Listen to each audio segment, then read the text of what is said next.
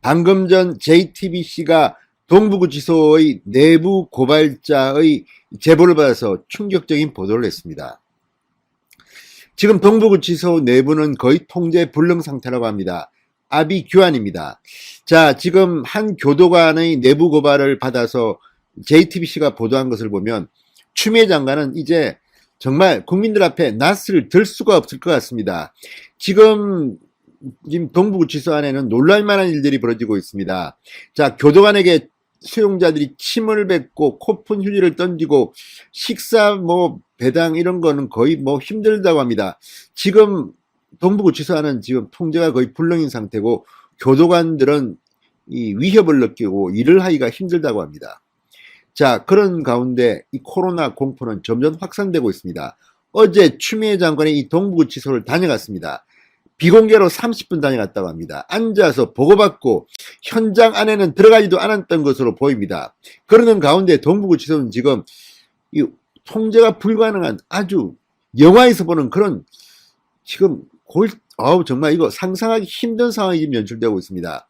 자, JTBC가 한 이 보도 추미애 장관이 본다면 인간이라면 정말 책임을 느껴야 합니다. 그런데도 지금 추미애 장관은 이 동부구치소의 코로나 사태와 관련해서 책임자로서 국민들 앞에 사과를 제대로 한 적이 있습니까? 기자들의 질문을 제대로 받은 적이 있습니까? 내일도 이용구 법무부 차관이 대책을 발표한다고 하는데 추미애 장관은 도대체 어디까지 갈 겁니까? 지금 윤석열 이야기할 때가 아닙니다. 야, JTBC가 웬일로 이런 특종을 했는지 모르지만 이 보도를 보면요. 지금 동부구치소는 대한민국 땅이 아닙니다. 어떻게 이런 일이 벌어집니까? 이런데도 추미애 장관은 무슨 이상한 SNS 글이나 올리고 있고 이런 무책임한 장관이 어디 있습니까? 정말 기가 막힙니다. 문재인 대통령도 각오하셔야 할 겁니다. 진성호의 융단 폭격 시작합니다. 추미애 법무부 장관을 융단 폭격합니다. 자, JTBC가 외부에 알려지지 않고 있는 동부구치소 내부의 상황을 단독으로 취재해서 보도했습니다. 자, 지금 동부구치소에서 일하고 있는 교도관을 통해서 내부 고발을 받았습니다. 자, 교도관은 수용자들의 분노가 커서 통제를 하기가 쉽지 않다고 말합니다. 코로나19에 걸린 수감자가 교도관에게 침을 뱉고 코를 푼 휴지를 던져도 제지할 수 없는 상황이라고 말했습니다. 말 그대로 아수라장이라고 했습니다. 교도관은 불이익이 걱정되지만 더 이상 이런 현실을 숨길 수 없다면서 JTBC에 제보한 것으로 보입니다. 자, 첫 전수조사에서 185명이 확진됐다는 소식이 알려졌을 때부터 이미 수감자 통제가 극도로 힘들어지기 시작했다고 합니다. 자, 서울 동부구치소 교도관 A씨가 이렇게 말합니다. 수용자들이 지금 좀 흥분 상태예요. 도시락에 배분한단 말이에요. 배식하면 야, 이 XX야 너나 먹으라면서 직원한테 던졌어요. 얼굴에다가. 확진자가요? 네, 그렇죠. 자, 첫 발병자가 교도관이라고 알려지면서 우리에게 병을 옮겼다면서 적대심이 더 커졌다고 합니다. 교도관에게 침을 뱉고 코 푼 휴지를 집어던지는 확진자도 있었다고 합니다. 교도관 A씨는 자기들이 피해자라고 하면서 계속 소리 지르고 욕하더라고요. 내가 왜 코로나에 걸려야 되냐고. 나는 여기서 가만히 생활했을 뿐인데 왜? 자, 그러면서 확진자와 비확진자를 분리하기 위해 방을 옮기는 작업은 전투에 가깝다고 말합니다. A씨는 이어서 말합니다. 내가 왜 방을 옮겨야 하나? 욕하고 소리치고 수용자에게 뭐라고 할 수가 없죠. 병에 걸렸는데 어떻게 뭐라고 할 수 있는 상황이 아니니까 위로하고 그냥 그렇게 할 수밖에 없는 상황입니다. 교도관들은 확진자가 격리된 공간에 순번을 정해 들어간다고 합니다. 교대 근무로 확진자 격리동에 들어가면 그곳에서 12시간을 버텨야 한다고 합니다. 교도관이 느끼는 공포도 극에 달해 있다고 합니다. 자, A씨 교도관은 말합니다. 다 들어가기 싫으니까 시키면 서로 안 하려고 하니까 순번으로 하기로 했습니다. 저도 격리사동 들어가죠. 바이러스 소굴로 들어가는데 거기 정말 바이러스 소굴로 들어가서 이제 근무해야죠. 8일 동안. 야, 지금 이렇답니다. 지금 동부구치소라는 하나의 공간에 확진자가 800명에 육박합니다. 자, 음성 판정을 받은 이들이 모여있는 공간에서 새 확진자도 속출하고 있다고 합니다. 확진자가 더 늘어나면 더 이상 이송할 데가 없잖아요. 격리사동 또 하나 늘리면 추가 배치를 하면 일반 사동이 거의 없어진다고 봐야 합니다. 다 격리 수용된다고 봐야죠. 자, 지금 안전한 공간을 찾기 힘들다고 합니다. 지금 동부구치소는 거의 패닉 상태입니다. 확진자와 비확진자, 밀접 접촉자 막 뒤섞여 있습니다. 자, A씨는 또 말합니다. 지금 안전지대가 없다. 거의 마스크를 24시간 하고 있다. 그렇게 보면 됩니다. 불안해서 잠도 마스크 쓰고 자고 제 생각엔 다 노출되어 있습니다. 확진자, 접촉자랑. 이런 상황에서도 법무부의 대응 지침은 현장에 제대로 전달되고 있지 않다고 말했습니다. 교도관 A씨는 말합니다. 지침? 그런 거 없었어요. 일단 사랑으로 감싸고 재소자들을 따뜻한 말하고 잘 챙기고 어쩔 수 없죠. 참아야죠. 어떡해요. 사랑으로 감싸고 뭐 이런 게 지침입니까? 자, 어제 동부구치소를 방문한 추미애 장관 확진자와 비확진자를 분리 수용하고 수용률을 감소시키는 게 중요하다고 말했다고 합니다. 이거 뭐 현장 어떻게 알고나 하는 이야기입니까? 공자님 말씀입니까? 뭡니까? 이렇게 무책임한 장관을 어떻게 두고 봐야 합니까? 자, 어쨌든 JTBC가 지금 충격적인 보도를 계속하고 있습니다. 여러분들 잘 아시다시피 서초경찰서가 요즘 언론의 논란, 우리 정치권 논란의 한 핵심에 와 있어요. 그것은 이미 여러분들께서 잘 아시다시피 이용구 차관이 지난 11월 달에 음주 폭행을 기사한테 했는데 그것이 검찰에 보고도 안 한 상태로 사건을 내사 종결 처리함에 따라서 이용구 차관이 현 정권의 사실상 실세로 이 법무부 법무실장을 해온 이런 여러 가지 이 배경을 바탕으로 해서 외압을 받아서 내사 종결한 것이 아니냐, 이런 의혹이 계속해서 제기되고 있는 상황이에요. 그래서 지금 현재 이 사건은 서울중앙지검에서 대검의 강력한 지시로 인해 가지고 중앙지검에서 직접 재수사에 나섰습니다. 그래서 오늘 이 고발인 조사까지 마쳤어요.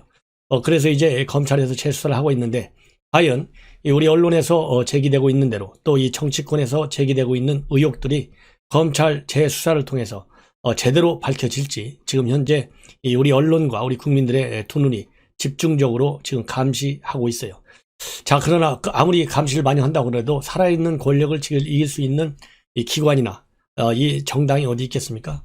여러분들 잘 아시다시피 추미애 아들 사건이 났을 때 얼마나 난리가 났었어요. 지난 8월, 9월, 7월. 그럼에도 불구하고 한 6개월여 동안 추미애 아들 사건을 갖다가 검찰에서 깔아뭉갰어요. 깔아뭉개다가 여론의 그야말로 이 정기국회를 앞두고 난리가 나니까 할 수 없이 8, 9월 달에 수사를 했는데 한두 달간 수사를 열심히 하는 것 같이 보이더니 결국 나온 게 뭡니까? 무혐의였잖아요. 그래서 이번 서울중앙지검의 재수사도 결국은 지난번과 같이 무혐의 비슷하게 지난번에 경찰이 내사 종결했을 때와 마찬가지로 아무 혐의가 없다, 이렇게 내려질 가능성이 커요.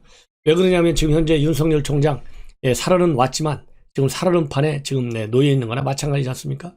더군다나 지금 공수처가 연초되면은 공식적으로 출범하게 되어 있어요. 그렇기 때문에 이 사건도 이 공수처에서 넘겨와라, 이렇게 하면 중앙지검은 현재 어떻든지 간에 이성윤 휘하에 있는 거 아니겠어요?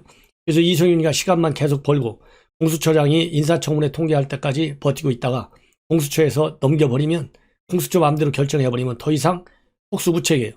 그렇기 때문에 그런 시나리오로 가지 않을까 하는 우려와 그 다음에 이 분노들이 우리 야권의 국민들에게 잠재해 있어요. 이러는 상황에서 조수진 의원이 경찰이 최근에 청와대에 보고한 사건 기록을 쭉 자료를 받아가지고 분석해보는 했는데요. 그 결과를 보면 이용구 사건과 매우 유사한 사건이 또 터졌다, 이것이 새로운 의혹으로 밝혀졌어요. 이 사건 발생 시기는 이용구 차관은 지난 11월에 비해서 그보다 석 달 정도 앞인 8월에 일어났습니다. 그 당시에 이 폭행을 가한 사람은 현직 검사예요. 이 현직 검사의 폭행 사건을 두고 결국은 똑같이 내사 종결 처리했어요. 그런데 이번에 이 검사는 지난번에 이용구 차관은 멱살을 잡고 그래서 이 목이 뻘개지고 그야말로 폭언을 하고 이런 사건이었었는데요. 이번 검사의 경우에는 술이 굉장히 많이 취해가지고 서초 나들목 부근에서 도로에서 갑자기 문을 열려고 시도하니까 놀란 택시다가 차를 갓길에 세우자 택시기사의 얼굴을 때리고 어깨를 깨문 혐의를 받았어요. 그래서 신고를 받고 현장에 출동했는데 현장에 출동한 경찰 입장에서는 이 사람이 너무나 많이 술이 취했기 때문에 그냥 기가시켰다고 합니다. 그런데 그 당시에도 이 사건이 언론에 알려졌지만은 경찰은 특가법을 적용하지 않고 이번에 이용구 사건과 마찬가지로 내사 종결했어요. 일반 폭행죄를 적용해서 상해 혐의로 기소 의견을 넘어서 검찰에 송치했는데 유야무야 돼버렸어요.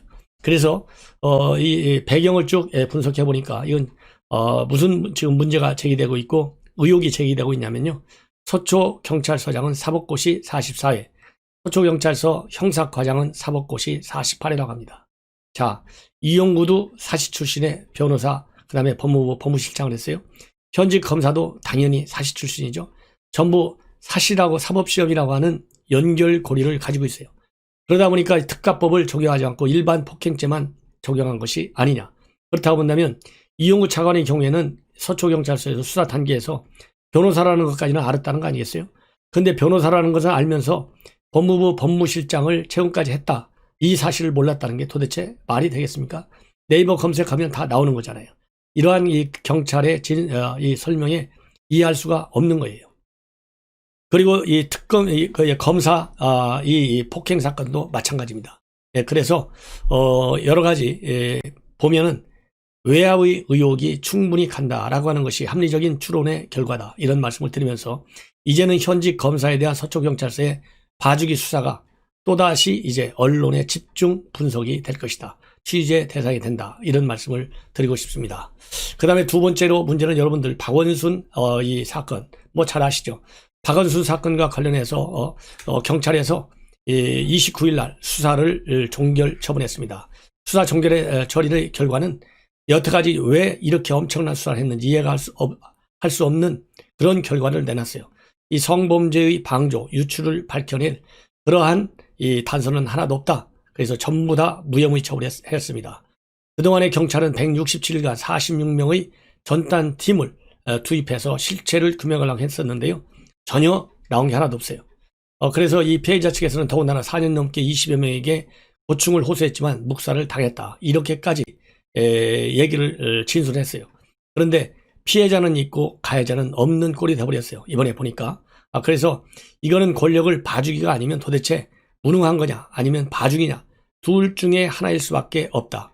그래서 이러한 경찰의 수사 결과를 바탕으로 해서 서울 북부지검은 바로 오늘 이 모두 불기소 처분했습니다. 그래서 지금 현재 전면 재수사가 필요하다는 여론이 지금 굉장히 커지고 있다. 이런 말씀을 드리고 있고요.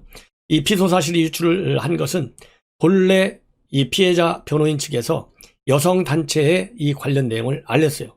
그래서 이 사건을 어떻게 처리하는 게 좋겠느냐, 좀 도와달라 이런 요청을 했습니다. 근데 여성 단체의 대표자가 이 사람 저 사람에게 이 내용을 알리면서 결국은 여당 의원, 뭐 남인순 의원이라는 건 우리가 다 아는 거 아니에요? 그 당시에 다 나왔지 않습니까? 남인순 의원이 그러면서 나중에 한참 시간이 지나서야 울면서 죄송하다고 한마디 했잖아요. 이래서 남인순 의원한테 넘어가서 이 남인순 의원이 누구한테 넘겼느냐면 서울시에 있는 임순영 젠더 특보한테 전화를 걸어가지고 박원순 시장 관련해서 굉장히 불미스러운 얘기가 나도는 것 같은데 도대체 무슨 일이냐? 요렇게 얘기를 했어요. 그러면서 바로 그날 오후에 그러니까 이제 7일 날 이 변호인 측에서 여성단체한테 얘기를 했고요. 바로 8일 날 오전에 여성단체에서 남인순 의원한테 얘기를 했고 남인순 의원이 바로 이어서 임순영 젠더 특보한테 전화를 했어요. 그래서 이 8일 날 오후에 임 특보가 이 사전에 시장에 대한 보고 일정도 잡지 않은 상태에서 느닷없이 시장한테 보고를 합니다. 그래서 구체적 내용이나 일정을 알 수는 없다. 그렇지만은 피해자로부터 고소가 예상된다. 그래서 여성단체에서 이것을 공론화할 예정이다. 이렇게 박원순 시장한테 말하자면 피소 가능성을 알려준 걸로 그렇게 되어 있어요. 그래서 그날 밤으로 대책회의를 관제에서 열었고 그 다음날 7월 10일 날 극단적 선택을 하게 됐다. 이것이 하나의 상황입니다. 그래서 이 유출 경로에 대한 다양한 의혹이 제기됐고 또 이 관련자들의 인권 침해는 또 최소화할 필요성이 있는 점 등을 고려해서 박원순 전 시장을 기준으로 역방향으로 유출 경로를 찾는 수사를 해봤더니 그리고 사안의 중대성과 실체적 진실의 확인 필요성을 감안해서 모든 수사력을 다 동원했다. 그렇지만은 나온 것이 하나도 없다. 이것이 경찰과 검찰의 수사 결과 발표입니다. 그래서 이 관련해서는 지금 현재 이 서울중앙지검 측에서 지검에서 유출됐다라고 하는 유출됐을 가능성이 크다는 언론 보도들이 나오고 있어요. 그럼에도 불구하고 전부 다 무혐의 처리했어요. 이걸 보면 정말 기가 막힌 권력 실세에 대한 수사가 얼마나 그야말로 짜고 치는 고스톱인지 우리가 다시 한번 확인이 된다. 이런 말씀을 드립니다.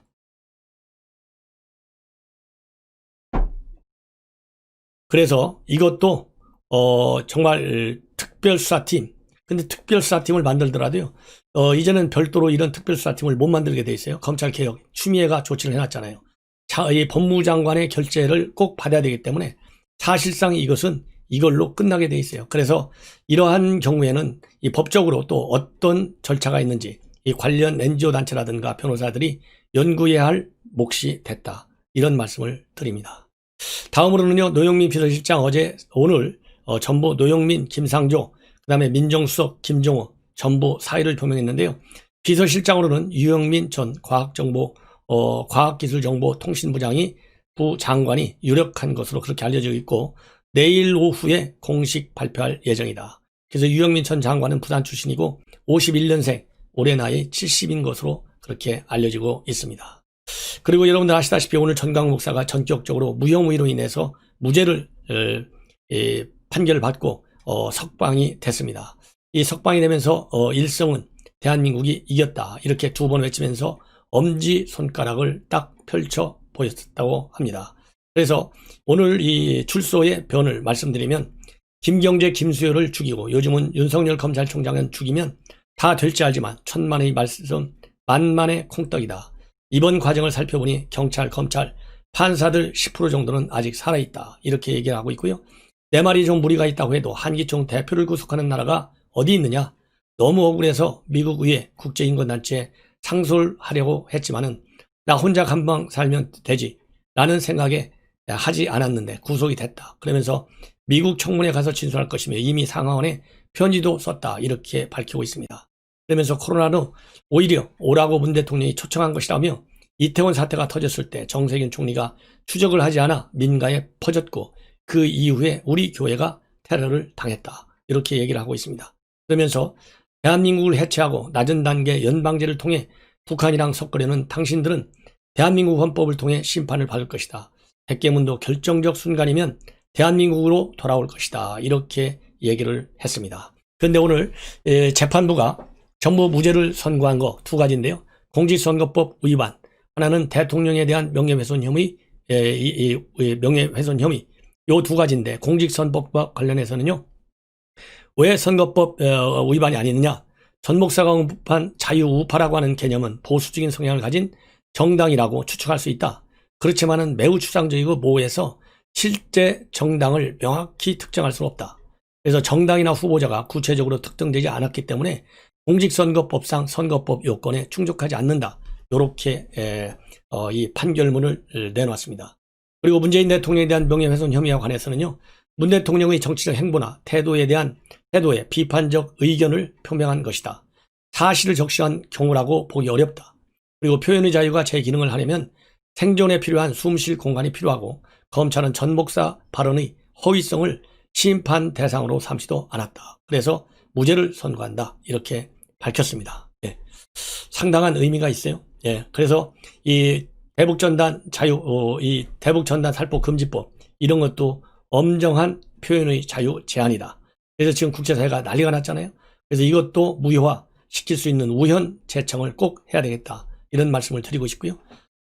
자, 다음에는 문재인 대통령의 아들과 관련된 또 얘기를 하겠습니다. 문재인 대통령 아들 요즘 금난 이 갤러리에서 전시회를 가졌죠. 근데 이 전시회를 갈 때 서울시로부터 1,400만 원의 자금을 예산을 지원받았습니다. 그래서 대통령의 아들이 1,400만 원짜리가 없어서 이러한 이 지원을 받느냐. 그야말로 코로나로 인해서 어려움을 겪고 있는 예술가들한테 그 돈을 남기는 것이 맞지. 대통령 아들이 받는 것은 이해할 수 없다라고 하는 비판이 일제히 나왔어요. 그래서 여기에 대해서 몇 번 반박을 했죠. 여러분들 잘 아시다시피 몇 번 반박했어요.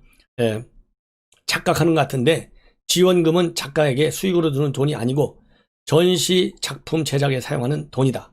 그래서 서울시가 제대로 사람을 고른 것이다. 이렇게 반박을 한 바 있고요. 또 영세 예술인이 받아야 할 코로나 지원금을 대통령 아들이 받아서 문제라는 주장에 대한 반박도 또다시 글을 올려가지고 지원금 신청 시 제가 계획안을 냈고 돈을 받아 이미 영세 예술인들한테 줬다. 그러면서 경고를 하면서 정부 정치인들은 함부로 영세 예술인을 입에 담지 말라. 그래서 경고라는 말까지 붙여서 일단 이 비판을 맞받아쳤습니다. 그런데 그것으로도 아직 만족을 못하는 것 같아요. 그래서 오늘 또다시 또 이 입장문을 냈어요. 뭐라고 냈느냐, 이번에는 대통령 아들에 대한 비판은 괜찮다. 그렇지만은 저희 생업에 대한 비난은 절대 받아들일 수 없다. 예. 그래서 저 또한 이 나라 시민이고 일개에 불과하기 때문에 생업을 보호받을 권리가 있다고 생각한다. 이런 이 비판에 대한 반박을 또 내놨습니다. 자, 다음으로는요, 동부구치소의 확진 사태가 예사롭지 않습니다. 그러다 보니까 JTBC에서 특종 보도를 했어요. 이 내부의 교도소 관의 양심선언을 통해서 이 JTBC가 취재한 내용인데요. 이걸 보면 기가 막히다. 이 수용자들이 미각도 후각도 전부 다 상실해 있는 상황이다. 그래서 이 한기를 또 느끼고 있었다. 이런 인원이 무려 확진자가 나오기 전부터 90여 명에 달았다. 그런데 이렇게 이 입맛도 잃고 냄새도 못 맡고 또 이 한기를 느끼고 이런 것은 코로나의 대표적인 증상이라고 합니다. 그런데 이렇게 코로나의 대표적인 증상인데도 불구하고 코로나가 의심이 된다고 보고를 했지만 이 교도관들이 구치소 측에서는 열이 없다면서 대부분 감기약만 처방해 줬다. 그리고 얼마 안 가서 90명 가운데서 확진 판정을 받는 그런 이 사태가 벌어지기 시작했다. 그래서 이러한 이 확진자가 처음 나온 것은 지난 이달 14일이었는데요.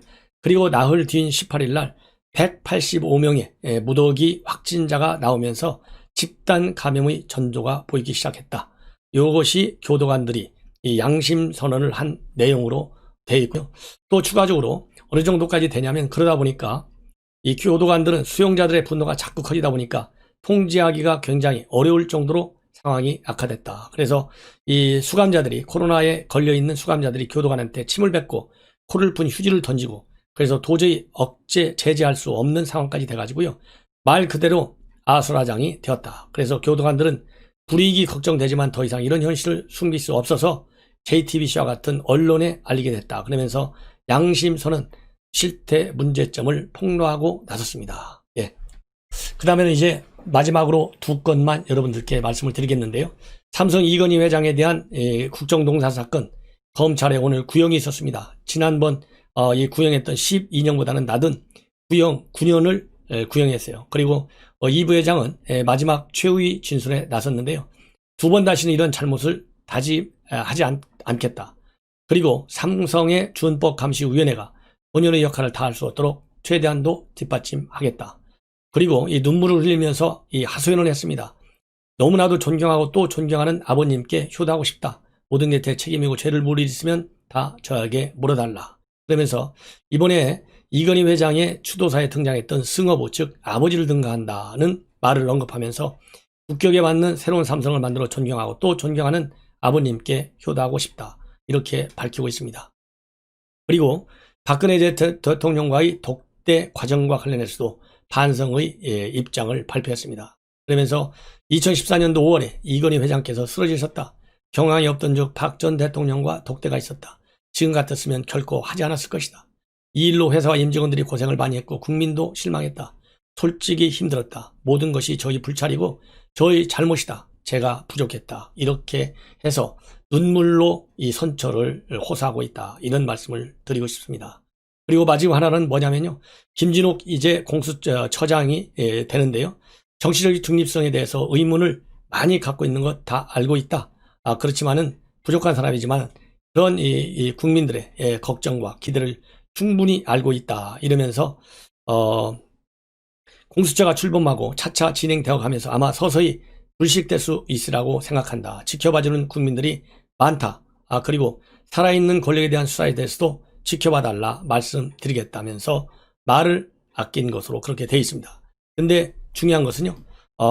이 공수처장 그야말로 럭비공 같은 성격도 있다. 이렇게 지금 알려지고 있어요. 그래서 제2의 윤석열, 제2의 최정희가 될 수도 있다라고 하는 우려가 여권 내에서도 있었다. 이런 말씀을 드리고 싶습니다. 그리고 문 대통령은 아직 이 김진욱 이 이 공수처장 김진욱 공수처장에 대해서는 별도의 언급이 아직까지는 없는 것으로 그렇게 알려지고 있어요. 알려지고 있는데 청와대 관계자의 경우에는 공수처 출범의 의의를 권력형 비리의 성역 없는 수사와 사정, 그 다음에 권력기관 사이의 견제와 균형, 부업되어 있는 사회로 가기 위한 국민과의 약속이라고 대통령의 말씀을 전해드린 적이 있다. 그러면서 상당히 여러 가지 판사, 변호사 이런 걸 했기 때문에 전문성과 균형 감각을 갖췄다. 이렇게 지금 보고 있다는 얘기입니다. 그리고 헌법재판소 내부에서는요, 이 김호접 후보자가 정치색을 잘 드러나지 않는다는 평가를 받고 있다고 합니다. 그래서 동료들하고 식사 자리에서도 정치적 발언은 대체적으로 하지 않았고 특정 정치계 세력에 대한 혐오나 이 편향성도 드러낸 적이 없다. 그리고 공정성을 의식해야 하는 행위를 하지 않는다는 점에 대해서도 인식이 강한 편이다.